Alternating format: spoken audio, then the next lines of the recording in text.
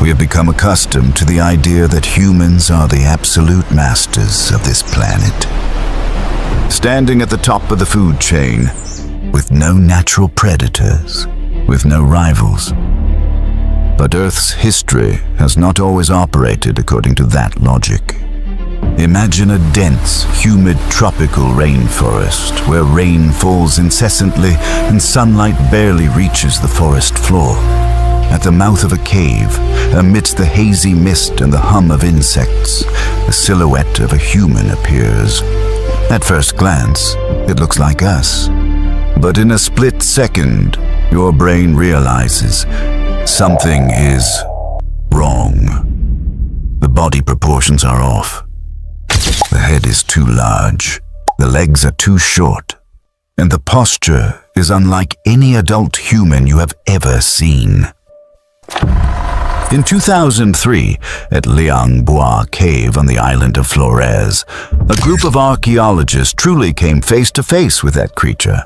Not in their imagination, but in the form of a human skeleton buried for tens of thousands of years. Initially, they believed they were excavating the remains of a child suffering from some kind of pathology.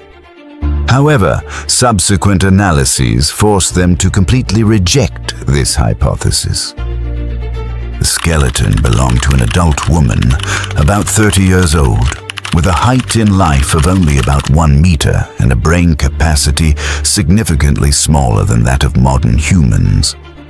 There were no signs of deformity and no evidence to suggest this was an abnormal individual. She represented a different human species that once existed alongside our ancestors. The world calls them hobbits, but behind that seemingly harmless name lies a story that is anything but a fairy tale. This was not just a failed evolutionary branch, but the consequence of absolute isolation. A group of humans trapped on an isolated island where motion, but a permanent state of existence.